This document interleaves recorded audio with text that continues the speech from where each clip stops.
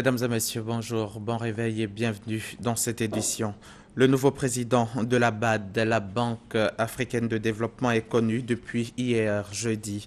Le docteur Hakim Wini Adesina a été élu président de l'institution bancaire à la suite d'un vote marathon. Il était en lice avec 7 autres candidats. Il remporte cette élection avec plus de 58% des voix. Hakim Wini Adesina, nouveau président donc de la BAD, était jusque-là ministre nigérian de l'agriculture et du développement rural. On le disait, ambitieux, très compétent. Dr Adesina a obtenu son doctorat en économie agricole en 1988 à l'université de Purdue aux États-Unis. Il a obtenu son diplôme d'économie agricole à l'université d'Ife au Nigeria en 1981. Le portrait de l'homme maintenant dans un récit d'Adama Kone. L'histoire retiendra que le ministre nigérian de l'Agriculture et du Développement rural, Akinwumi Adesina, est le 8e président du groupe de la Banque africaine de développement BAD. C'est un agroéconomiste de 55 ans. Féru des nœuds papillons multicolores, il compte à son actif un parcours professionnel qui l'a mené aux 4 coins du monde. C'est au début des années 80 qu'il dépose ses valises à l'université de Purdue dans l'Indiana, aux États-Unis, après avoir décroché son bachelor en agroéconomie à l'université d'Ife au Nigeria.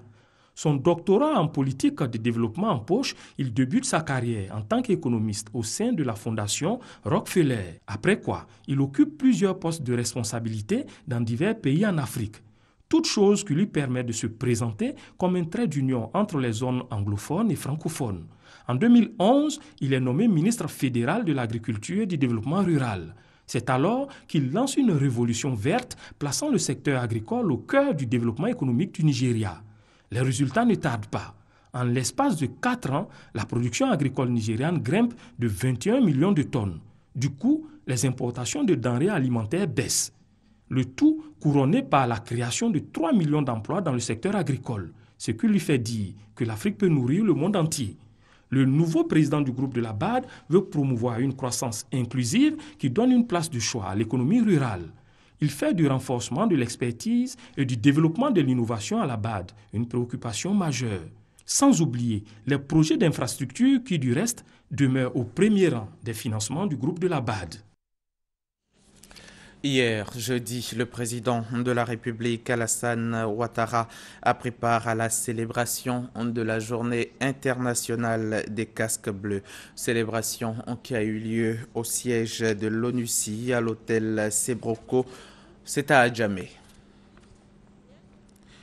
5 familles de quartiers précaires et zones à risque, aujourd'hui propriétaires de maisons tout équipées grâce à la première dame. Elles ont reçu des mains de Dominique Ouattara les clés de leur propriété hier à Apodiumé. C'était à l'occasion de la cérémonie de lancement du programme des logements à équipement modéré. Dimanche 31 mai, la Côte d'Ivoire, à l'instar d'autres pays du monde entier, célèbre la fête des mères. À 72 heures de cette célébration, Madame le ministre de la Communication, Afoussiata Bambalamine, a adressé un message à toutes les mères de Côte d'Ivoire. C'était au micro d'Issaïo. Célébrer chaque année le dernier dimanche du mois de mai, la fête des mères est une occasion pour la majorité des personnes de dire leur reconnaissance à leur mère. Cette année, cette fête sera célébrée à travers le monde le dimanche 31 mai. Le ministre de la Communication, Afoussiata Bambalamine, a donc saisi cette opportunité pour magnifier toutes les mères de Côte d'Ivoire. Je suis une maman qui a aussi une maman. Et en ce sens, cette fête revêt une signification particulière pour moi. Pour ma part, je souhaite féliciter et adresser tous mes vœux de bonheur à toutes les mamans de Côte d'Ivoire. Maman dans tous les sens du terme. Maman qui donne la vie. Maman qui sait encadrer, maman qui sait élever, maman qui sait éduquer et surtout maman qui sait aimer sans réserve. Bravo à vous, mère admirable et mère protectrice, qui réussissez à concilier activité familiale et activité rémunératrice. J'ai une pensée spéciale et particulière pour toutes les femmes du secteur de la communication, à qui je souhaite une bonne fête des mamans. C'est le lieu de rappeler que le rôle de la mère varie selon la culture. Toutefois, elle demeure la principale fournisseuse de soins au quotidien pour ses enfants. Le reportage d'Issaïo a été commenté pour vous par Abou Oussanogo. Yamoussoukro, capitale de la francophonie pour 4 jours, à compter d'hier jeudi 28 mai. L'Assemblée parlementaire de la francophonie pour la région Afrique qui a ouvert hier matin donc sa 23e rencontre annuelle. Environ 300 parlementaires de 17 pays avec à leur tête 8 chefs de parlement prennent part à ces travaux pour capitaliser les acquis de la francophonie et arrêter la position africaine pour la 41e session de l'Assemblée parlementaire de la francophonie. Aussi a-t-on discuté en vue d'harmoniser leur stratégie de lutte, les problématiques de la croissance, de la pauvreté, des changements climatiques et du terrorisme. Nous en parlerons dans nos prochaines éditions.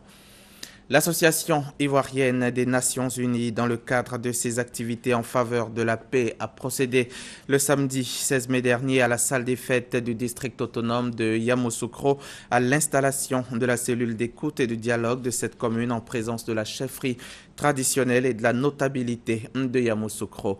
Objectif, contribuer à la promotion de la paix et de la réconciliation, mais aussi prévenir les conflits à quelques mois des élections, de l'élection présidentielle en Côte d'Ivoire. On en parle avec Pargasso Rokone. Dans quelques mois, la Côte d'Ivoire organisera les élections présidentielles. L'Association ivoirienne pour les Nations Unies, AINU, entend contribuer au succès de ces élections. À cet effet, les responsables de cette structure procèdent à l'installation des cellules d'écoute et de dialogue.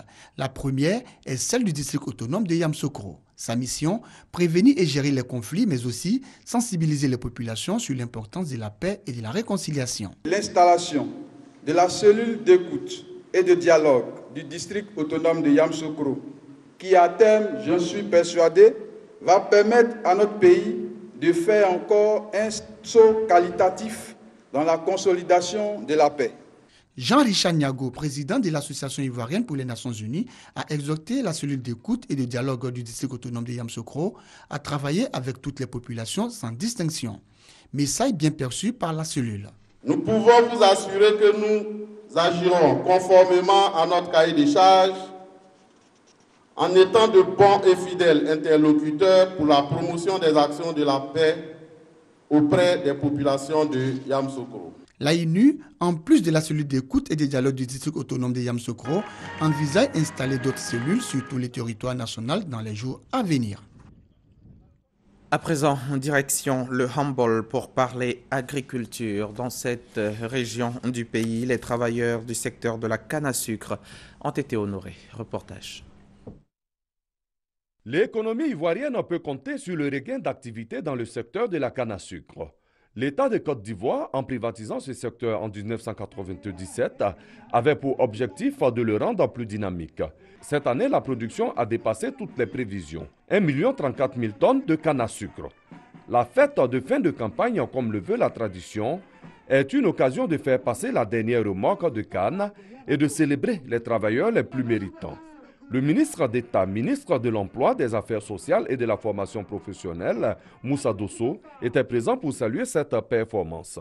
Dans le gouvernement du président Alassane Ouattara, le mérite a besoin d'être célébré et c'est ce que je suis venu faire encore une fois en m'adressant à cette population active qu'aujourd'hui l'État de Côte d'Ivoire a eu raison de privatiser.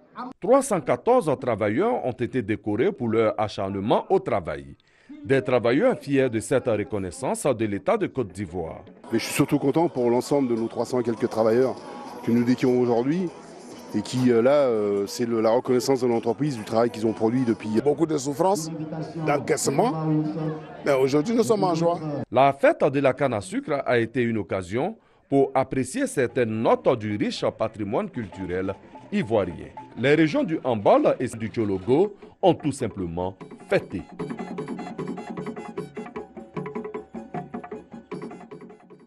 C'est un reportage de nos confrères de RTI Bouaké. Muhammadu Buhari, le président élu du Nigeria, sera officiellement investi président de la République ce vendredi à Abuja, la capitale du pays.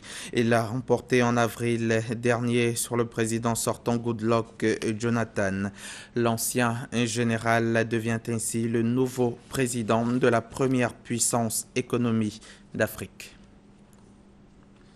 Au Burundi, après avoir versé près de 6 millions d'euros à l'ONU pour organiser des élections et après un mois de travail de ses observateurs, la mission d'observation des élections de l'Union européenne décide de plier bagage, estimant que les conditions pour la tenue d'élections démocratiques crédibles le 5 juin prochain pour les législatives et ensuite pour la présidentielle ne sont pas réunies. Un avis que semble partager la communauté internationale et l'Église catholique qui annonçait également hier son départ du processus électoral au Burundi. Les 209 fédérations nationales de football élisent aujourd'hui et vendredi leur président, parti largement favori mais fragilisé par l'affaire de corruption qui secoue donc l'organisation. Le Suisse Sepp Blatter, qui brigue un 5e mandat, aura face à lui un seul adversaire, le prince jordanien Ali Ben Ali Hussein. Une canicule en Inde fait près de 1500 morts. Les hôpitaux sont submergés. Ils ont fait face hier jeudi à un afflux de victimes de la vague de chaleur qui a déjà tué donc près de 1500 personnes en plus d'une semaine, alors que les températures ont régulièrement dépassé les 47 degrés Celsius. Les mois de mai et de juin sont les plus chauds en été. Des centaines de personnes, surtout parmi les plus pauvres, décèdent chaque année en raison de la chaleur en Inde, mais 2015 s'avère être une année particulièrement meurtrière. Voilà, c'est la fin de ce journal. Je vous laisse en compagnie de Christelle Melech.